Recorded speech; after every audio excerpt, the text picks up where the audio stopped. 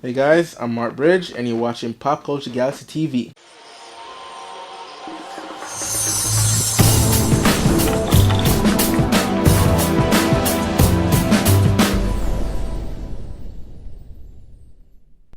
Hey, it's Monday, and it's box office results time, and as expected, Mission Impossible is number one at the box office with 56 million, followed by Vacation, which had $15 million at box office. Ant-Man still holding strong with 12.8 million, and Minions with 12.4 million, and running out the top five is Pixels with 10.5 million.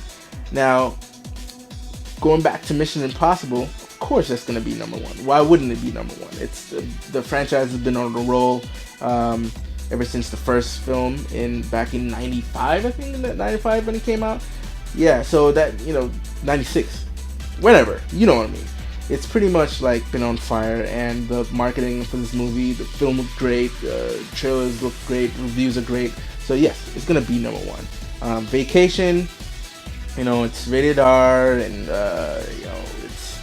I guess it's hard to sort of like sell this to mass audience. There's only very few films that are rated R can do major bucks, and I guess but this wasn't a big risk. It only cost 30 million, so they'll make that back with no effort. So they're good on that front. And Ant-Man, almost close to 300 million worldwide, so that's not bad for a pretty much relatively unknown character for the mass audience anyway.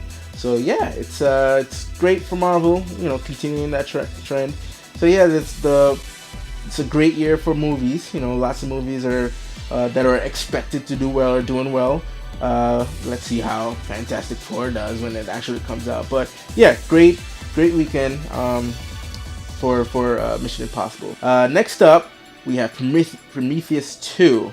Now, we've been wondering if Ridley Scott will ever get around to doing this movie. The first one was a disappointment to a lot of people. It was very anticipated as being, the follow-up. Well, it's not really a follow-up, but first of all, it's Ridley Scott return to sci-fi, and this is a movie that exists in the Alien universe.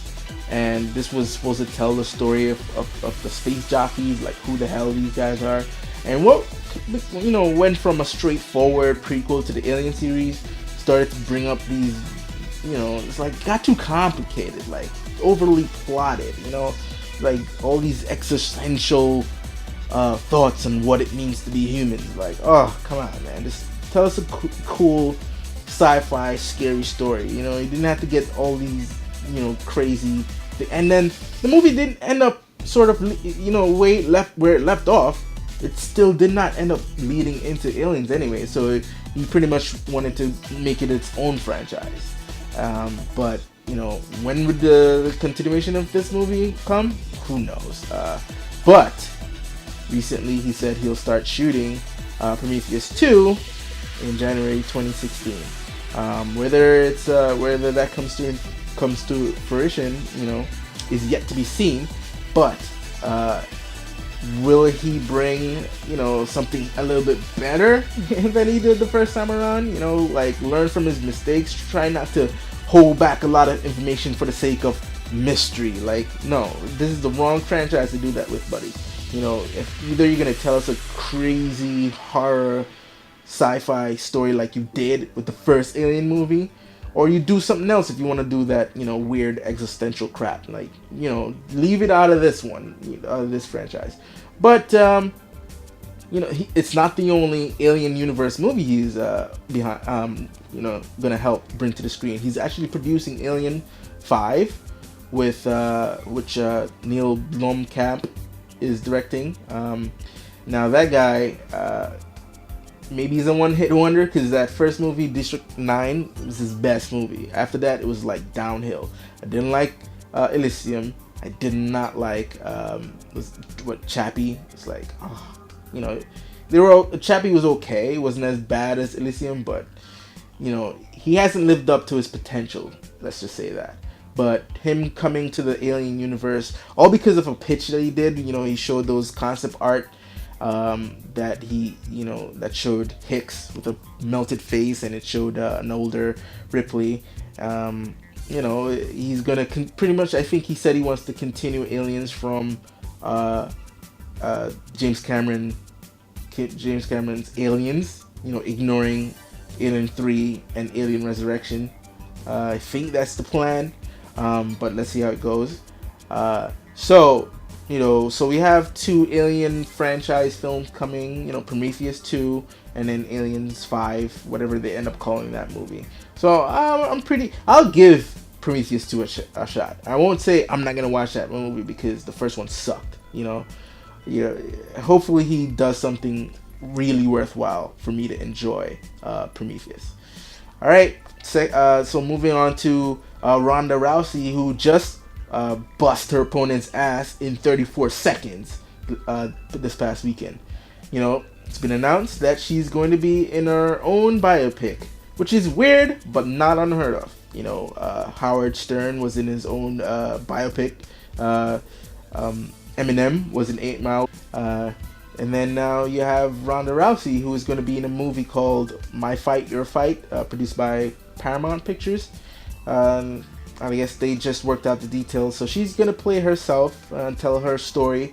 I'm sure it'll be great. I always like those kind of, like Warriors. That was a good movie. So if they managed to make it sort of like Warrior with Tom Hardy in that movie, that was a great movie. So I actually, I like that idea. The only thing is, can she pull it off? It's not her first time acting. She was in Entourage, and she was in Expendables 3, and also Fast and Furious 7. Fast and Furious 7, she sucked in that. Like, wow, cringeworthy type acting. She was a little bit better in Expendables, which came out first actually, but she was better in that. She had a little bit more to do in that movie. I haven't seen Entourage yet, but from the trailers, she was pretty much playing herself. So, it can't, do better than just playing herself. So I figured if she's playing herself in that movie, in Entourage, if she manages to bring that to this, then she should be fine. But when it comes to the dramatic portion of it, because I'm sure they're gonna have tearjerker moments, like, what's a autobiography without a tearjerker moment. So let's see if she's able to pull that off. Her acting coach is gonna have a hell of a job to get her, because she's in the lead. She's gonna carry this entire movie. She's not a supporting character. She is the character. So let's see how she plays herself. All right, and then finally we have Dungeons and Dragons finally coming back to the theaters. Warner Brothers is planning to reboot this movie. The previous version with Marlon Wayans, oh my god, that movie was horrible. And then after that, this movie was in legal battle and all that stuff. But now Warner Brothers is teaming up with Hasbro to make this movie, and let's see how well they manage to bring this together. Hopefully they stay away from the the previous one. I think what they're, with Lord of the Rings, showing you how you do high fantasy, and I'm sure Warcraft is going to do the same. Dungeons and Dragons is going to follow that same sort of mold and give us an epic fantasy with different dragons and different races and stuff like that. Just give us a great Dungeons and Dragons movie, an epic movie that's worthy of celluloid, well, digital now, because we don't really use film anymore, except for Quentin and Christopher Nolan and a few others, but that's going away. It's all about digital. So yeah, Dungeons and Dragons coming back. Hopefully they do a good job. I'll be there, to support them if it's a great movie, and I'll boo if it sucks. Alright, so that about does it for this episode of Pop Culture Galaxy TV. You can like this video, you can subscribe to the channel to get more videos and all the other videos that I'm gonna put out, and comment, leave us a comment, right? And then visit popculturegalaxy.com for all your entertainment goodies. You can follow me on Twitter. I'm at Marky Tundra. So until next time, folks, I want to say peace.